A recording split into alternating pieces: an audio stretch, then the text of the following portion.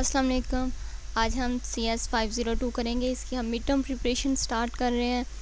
हम Vu topper की file ली हुई है, इसे सॉल्व करेंगे। इसकी हम MCQs डिटेल में देखेंगे, हर MCQs को, और उससे रिलेटेड जितने भी MCQs हैं हम उनको भी डिटेल में देखेंगे, और उन्हें कॉन्सेप्चुअल भी, उनका जो है ना कॉन्सेप्ट भी हम समझेंगे। ठीक है, तो हम स्टार्ट करते हैं। स्टार्टिंग में जो फर्स्ट है वो है in 2D maxima problem a point P is said to be dominated by point Q if what. वो कहता है अगर 2D मैक्सिमा में दो पॉइंट हैं, पॉइंट P और पॉइंट Q, तो अगर जो पॉइंट P है उसके ऊपर पॉइंट Q डोमिनेट कर जाता है तो हम क्या कहेंगे। देखिए, जो डोमिनेट कर रहा होता है ना, इसका मतलब है, जो डोमिनेट का मतलब है बढ़ जाना, ज़्यादा हो जाना। तो P के ऊपर Q डोमिनेट कर रहा है ना, P के ऊपर Q कर रहा है, इसका मतलब Q बड़ा है। ठीक है, तो Q बड़ा है तो P छोटा है। तो अगर हम ये कहें कि P छोटा है तो फिर हम कहेंगे कि PX छोटा है। अगर P Q से छोटा है तो फिर PX QX से छोटा होगा और PY QY से छोटा होगा। तो इसलिए हमारा आंसर ये वाला है। नीचे देखिए, उन्होंने यहाँ कहा है कि PY जो है वो छोटा है, लेकिन PX को मेंशन नहीं किया, इसलिए हम ये भी नहीं कह सकते। इसी तरह ऊपर उन्होंने Y को मेंशन नहीं किया, वो भी नहीं कह सकते। और ये D वाले में उन्होंने ग्रेटर देन कह दिया, लेकिन ग्रेटर नहीं है, क्योंकि P स्मॉलर है तो PX भी स्मॉलर होगा और PY भी स्मॉलर होगा। नेक्स्ट देख लेते हैं। नेक्स्ट वो कहता है sorting can be in. Sorting किस तरह की जाती है, इंक्रीजिंग ऑर्डर में की जाती है या डिक्रीजिंग ऑर्डर में की जाती है। देखिए, जब भी हम किसी चीज़ को सॉर्ट करते हैं, किसी नंबर्स हमारे पास अगर कोई लिखे हुए हैं, मिसाल के तौर पे कोई भी हमारे पास नंबर्स हैं, तो उन्हें अगर हम सॉर्ट करते हैं 2, 5, ठीक है ना, 7, 9, ये असेंडिंग ऑर्डर में सॉर्टिंग हो गई। ठीक है, तो अगर हम डिसेंडिंग में इनकी सॉर्टिंग करें तो ये 9, 7, 5, 2 हो जाएंगे। ठीक है, नंबर हमारे पास किसी भी फॉर्म में लिखे हो सकते हैं, 7, 2, 5, 9, मतलब इस तरह हमारे पास ये लिखे हुए थे। तो हम दो तरह से इसकी सॉर्टिंग कर सकते हैं, या तो असेंडिंग में कर सकते हैं या डिसेंडिंग में कर सकते हैं। ठीक है, तो अगर हम असेंडिंग में करेंगे तो वो इंक्रीजिंग ऑर्डर होगा, और अगर हम डिसेंडिंग में करेंगे तो वो डिक्रीजिंग ऑर्डर होगा। इसका मतलब है कि हम both increasing and decreasing order दोनों ऑर्डर्स में कर सकते हैं। ठीक है ना, सॉर्टिंग हमारी दोनों ऑर्डर में हो सकती है, इसलिए इसका आंसर C होगा। नेक्स्ट है recurrence can be describe in terms of. Recurrence जो है वो किस टर्म में डिस्क्राइब की जाती है, बाइनरी ट्री की फॉर्म में इसे डिस्क्राइब किया जाता है, तो इसलिए यहाँ पे इसका आंसर ट्री होगा। नेक्स्ट क्वेश्चन है the brute force algorithm for 2D maxima runs in order dash time. जो ब्रूट फोर्स है इसका जो मैक्सिमा है 2D मैक्सिमा के अंदर, ऑर्डर थीटा क्या है, थीटा के बाद क्या टाइम है, तो इसका जो होता है इसका थीटा n² होता है। ठीक है, टाइम जो है रन टाइम, लेकिन यहाँ पे हमारे पास n² तो नहीं है, लेकिन n × n है। अगर हम n × n करें तो इसका मतलब n² होगा, इसलिए हमारा आंसर इससे ये वाला है। ठीक है, अगर आपको समझ आ रही है और लेक्चर अच्छा लग रहा है तो चैनल को सब्सक्राइब कर दें और कमेंट में ज़रूर बताइएगा। और आप नेक्स्ट किस लेक्चर या किस टॉपिक के बारे में लेक्चर चाहते हैं, कौन से सब्जेक्ट का, वो भी मेंशन कर दीजिएगा कमेंट में, तो मैं उस पर ज़रूर वीडियो बनाऊंगी।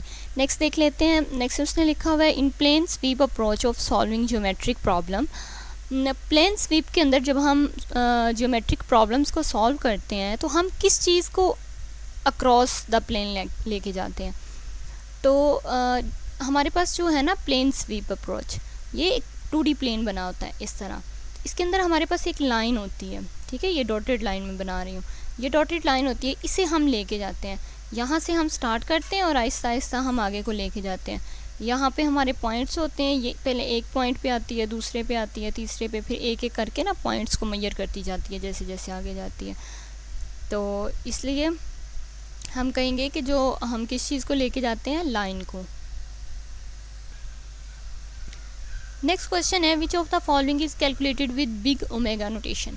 हमारे पास 3 तरह की नोटेशंस होती हैं, ये एक बिग ओमेगा नोटेशन होती है, एक ओमेगा नोटेशन होती है और एक थीटा नोटेशन होती है।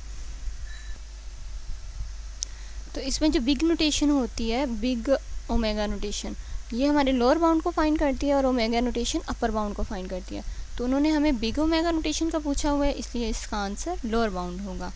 नेक्स्ट क्वेश्चन देख लेते हैं। Dash is always based on divide and conquer strategy. Divide and conquer strategy इस तरह है कि इसमें जो हमारे पास ना एक एरे होता है, अगर हमारे पास इस तरह एरे बना हुआ है, इसके अंदर 1 2 3 4 5 ये हमारे पास 5 6 वैल्यूज़ जितनी भी होती हैं ना, तो हम इन्हें दो हिस्सों में तकसीम कर देते हैं, आधी इधर चली जाती हैं, आधी इधर चली जाती हैं। इस तरह ना इनकी डिवीजन होती है, नीचे वालों को हम फिर डिवाइड कर देते हैं। तो इसलिए इसका नाम डिवाइड एंड कनकर इसलिए है कि एंड पे हम इन्हें सॉल्व करके फिर इकट्ठा करते हैं, तो डिवाइड एंड कनकर स्ट्रेटजी है। तो इस स्ट्रेटजी पे क्विक सॉर्ट काम करता है, ठीक है ना, क्विक सॉर्ट इस स्ट्रेटजी पे काम करता है। इस स्ट्रेटजी के बारे में भी क्वेश्चन आते हैं, इसलिए मैंने आपको बता दिया है कि ये किस तरह होती है। नेक्स्ट है, if a matrix has 3 rows and 2 columns. एक मैट्रिक है, उसके अगर 3 रोज और 2 कॉलम्स हैं, तो देन डायमेंशन आपको पता है कि अगर 3 × 2 करेंगे तो वो उसकी डायमेंशन आ जाएगी। नेक्स्ट क्वेश्चन है कि asymptotic notation are use to describe dash of an algorithm. Asymptotic notations जो हैं वो किस चीज़ को डिस्क्राइब करती हैं?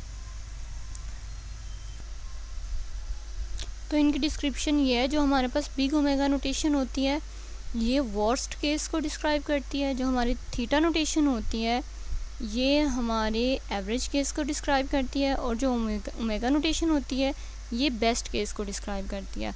तो क्योंकि हमारे पास यहाँ हमसे पूछा हुआ है कि एजम्प्टोटिक नोटेशंस किस लिए यूज़ की जाती हैं, ठीक है, इन तीनों को इकट्ठा हम एजम्प्टोटिक नोटेशंस कहते हैं। तो ये रनिंग टाइम के लिए यूज़ की जाती हैं, ठीक है। देखें, ये वर्स्ट केस के रनिंग टाइम के लिए, ये एवरेज केस के रनिंग टाइम के लिए, और ये बेस्ट केस के रनिंग टाइम के लिए। ये तीनों अलग-अलग से भी क्वेश्चन आ जाते हैं, ठीक है। अब हम नेक्स्ट देख लेते हैं। नेक्स्ट है, Catalan numbers are related the number of different dash on n nodes. तो ये मैंने आपके एग्जैक्ट नोट्स से ये वाली कोटेशन उठाई है। वो कह रहा है कि Catalan numbers are related the number of different binary trees on n nodes. हमने ऊपर भी बात की थी कि बाइनरी ट्री को यूज़ किया जाता है, तो ये बाइनरी ट्री की एंड नोड्स होती हैं, तो इसलिए हम इसका आंसर बाइनरी ट्री लगाएंगे। नेक्स्ट है, applying the sieve technique to selection problem dash element is picked from array. Sieve technique जब हम अप्लाई करते हैं प्रॉब्लम को सिलेक्शन के लिए, तो उसमें हम पिवट यूज़ करते हैं, ये आपको याद रखना है कि हम उसमें पिवट यूज़ करते हैं। नेक्स्ट है, in recursive formation of knapsack problem v0j is equal to j greater than 0। इसमें आपने बताना है कि हम क्या पुट करेंगे ऑप्शन में से, 2 -1 1 या 2। तो देखें, क्योंकि j जो है वो हमारा ग्रेटर या इक्वल दैन 0 है, ठीक है, तो इसमें जो हमारी प्रॉब्लम है उसमें 2 1 और 2 अगर हम रखें j की जगह, तो वो तो ग्रेटर दैन है, लेकिन 1 नहीं है, -1 नहीं है, ठीक है। ये 0 से के ना इक्वल है ना ग्रेटर है, छोटा है उससे, तो इसलिए हमारा आंसर जो है -1 आएगा। नेक्स्ट क्वेश्चन है, dash is a linear time sorting algorithm. इनमें से हमारा सॉर्टिंग एल्गोरिथम कौन सा है? तो हमारा सॉर्टिंग एल्गोरिथम जो है वो रेडिक्स सॉर्ट है। इसके साथ हम अपनी जो इक्वेशन जो हमारे नंबर होते हैं उनको सॉर्ट करते हैं। उसके बाद नेक्स्ट है, quick sort is one of the dash sorting algorithm. Quick sort जो है ये फास्टेस्ट सॉर्टिंग एल्गोरिथम है, ठीक है। वैसे जो हमारे पास एल्गोरिथम होते हैं वो सारे फास्ट होते हैं, जिनमें हमारे पास मर्ज सॉर्ट होता है, हीप सॉर्ट या क्विक सॉर्ट होता है, लेकिन जो हमारे पास है ना मशीन्स जो हैं हमारे पास, न्यू टेक्नोलॉजी है, उस पर क्विक सॉर्ट जो है वो सबसे फास्टेस्ट है। उसके बाद नेक्स्ट क्वेश्चन है, the time assumed for each basic operation execute on RAM model of computation is dash. तो हम कहते हैं कि जब रैम जो है, रैम एक मशीन है, जब उसके ऊपर हमारा प्रोसेस चल रहा है, तो हर जो ऑपरेशन है, जितने भी उसमें ऑपरेशन होंगे, हर ऑपरेशन का टाइम कांस्टेंट रहना चाहिए, ठीक है ना। ये नहीं हो सकता कि एक जो ऑपरेशन है वो हमारा ज़्यादा टाइम ले रहा है, एक कम ले रहा है, नहीं, उसके लिए कांस्टेंट होना चाहिए। तो इसलिए हमारा आंसर जो है कंप्यूटेशन उसकी क्या होगी, कांस्टेंट। नेक्स्ट क्वेश्चन है, वाइल एनालाइजिंग एल्गोरिथम, जब हम एल्गोरिथम का एनालाइज करते हैं, dash and dash usually considered difficult to calculate. Next question है, while analysis of the brute force maxima algorithm an array sorted in the reverse order is type of dash case input. जब हम brute force के अंदर, brute force maxima algorithm के अंदर जब हम reverse order में सॉर्टिंग करते हैं, तो क्या होगा, रिवर्स में जब हम सॉर्टिंग करेंगे तो इसका मतलब है कि उससे जितने भी एलिमेंट है ना, एवरी सिंगल एलिमेंट के साथ उससे जो है ना करना पड़ेगा, कंपेयर करना पड़ेगा, ठीक है ना। तो हर एक के साथ कंपेयर करेगा, इसका मतलब है कि वो मैक्सिमम टाइम लेगा। तो जो मैक्सिमम टाइम होता है वो वर्स्ट केस होता है, तो हमारे पास वर्स्ट केस इनपुट आएगा। नेक्स्ट है dash is not useful measure of central tendency of given input set specially when the distribution of values is highly skewed. तो हाईली स्क्यूड वैल्यूज़ के लिए हमने फाइंड करना है, ठीक है। तो जो हमारे पास टेंडेंसी होती है, मीन, मीडियन और मोड, 3 तरह की हमारे पास सेंट्रल टेंडेंसी होती है। मीन हमारी सिमेट्रिक डिस्ट्रीब्यूशन को फाइंड करता है, मीडियन हमारी स्क्यूड डिस्ट्रीब्यूशन को फाइंड करता है, और मोड जो है वो किसी भी डिस्ट्रीब्यूशन को फाइंड कर लेता है। तो क्योंकि हमने स्क्यूड को फाइंड करना है तो इसलिए हमारा जो आंसर है वो मीडियन होगा, ठीक है। ये मीडियन वाला आपका आंसर होगा।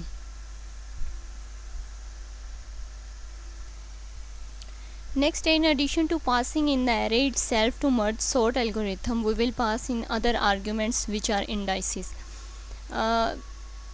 एरे के अंदर मर्ज सॉर्ट एल्गोरिथम में जब एरे चलाते हैं तो हम कितने इंडाइसिस से गुजरते हैं, ये क्वेश्चन है। हम 2 इंडाइसिस से गुजरते हैं, ठीक है। Passing in their array itself, merge sort also passes into 2 indices. 2 indices से वो गुजरती है, एक इंडाइस उसकी स्टार्टिंग होती है और दूसरी इंडाइस एंड होती है। तो इसका आंसर हमारा 2 होगा।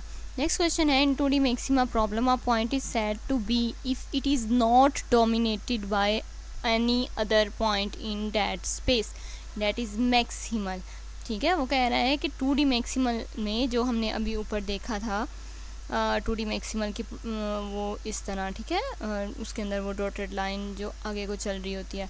तो if it is not dominated by any other point, अगर एक पॉइंट है उस पर किसी ने भी डोमिनेट नहीं किया तो इसका मतलब है ये सबसे हाईएस्ट पॉइंट हुआ, ठीक है। वो कह रहा है कि not dominated by any other point, किसी ने भी उसके ऊपर डोमिनेट नहीं किया, तो इसका मतलब है बाकी सारे पॉइंट जो थे वो उसके नीचे थे, ठीक है। ये सबसे हाईएस्ट पॉइंट है, तो जो सबसे हाईएस्ट पॉइंट होगा उसे हम मैक्सिमा कहेंगे, तो ये हमारा मैक्सिमल होगा। नेक्स्ट क्वेश्चन है counting sort assume that the number to be sorted are in the range. Number जो हैं वो किस तरह अरेंज किए जाते हैं, 1 to k की फॉर्म में जब k स्मॉल हो, ठीक है। इसमें 2 चीज़ें हैं, ये आपको क्वेश्चन अलहदा भी आ जाता है, 1 to k वो लिख देता है और k आपसे पूछ लेता है स्मॉल है या लार्ज है या वट। तो ये आपने दोनों चीज़ें याद रखनी है, एक तो 1 to k होता है और दूसरा k इसमें स्मॉल होता है। नेक्स्ट क्वेश्चन है insertion sort is an efficient algorithm for sorting a dash number of elements. Insertion sort किसके लिए होता है, तो इंसर्शन सॉर्ट जो है स्मॉल नंबर ऑफ एलिमेंट्स के लिए यूज़ होता है, ठीक है ना। Insertion sort small number of elements के लिए यूज़ होता है, ये आपने याद रखना है। ये भी आप नोट कर लें कि जो हमारे पास लार्ज नंबर के लिए यूज़ होते हैं वो हमारे पास क्विक सॉर्ट और मर्ज सॉर्ट होते हैं, ठीक है। इंसर्शन सॉर्ट हमारे पास स्मॉल नंबर ऑफ एलिमेंट्स के लिए यूज़ होता है। उसके बाद नेक्स्ट है if the indices passed to merge sort algorithm are dash then this means that there is only one element to sort। अब कहता है कि अगर इंडाइसिस जो है वो मर्ज सॉर्ट के अंदर इंडाइसिस पास करती हैं तो ऐसा क्या होगा जो हमें बताएगा कि यहाँ पर सिर्फ एक एलिमेंट है सॉर्टिंग के लिए। तो इसका मतलब ये है कि अगर आपकी स्टार्टिंग वैल्यू और एंड वाली वैल्यू इक्वल हैं, ठीक है, यानी कि जो आपकी स्टार्टिंग देखे ना, मसलन कि अगर आपकी एक ही वैल्यू लिखी हुई है सॉर्ट करने के लिए, सिर्फ 2 लिखा हुआ है, तो यही आपका स्टार्टिंग पॉइंट होगा, यही आपका एंडिंग पॉइंट होगा। तो जब आपके स्टार्टिंग पॉइंट इक्वल होगा एंडिंग पॉइंट के, तो इसका मतलब होगा कि आपके पास सिर्फ एक ही वैल्यू है जिसने सॉर्ट होना है, तो हमारा आंसर होगा इक्वल, स्मॉल नहीं है, ये गलत आंसर लगा हुआ है, ठीक है। नेक्स्ट क्वेश्चन है in knapsack problem each item must be entirely accepted or rejected is called dash problem। तो नैपसैक प्रॉब्लम के अंदर हम या तो किसी वैल्यू को एक्सेप्ट कर देते हैं या रिजेक्ट कर देते हैं, तो इसके लिए इसे हम 0 1 कहते हैं, ठीक है, क्योंकि इसके लिए हम 0 और 1 यूज़ करते हैं। जिसे हमने एक्सेप्ट करना होता है उसके लिए 1 यूज़ करते हैं और जिसे रिजेक्ट करना होता है उसके लिए 0 यूज़ करते हैं। तो इसे हम इसीलिए 0 1 फॉर्म भी कहते हैं, तो इसका आंसर 0 1 होगा।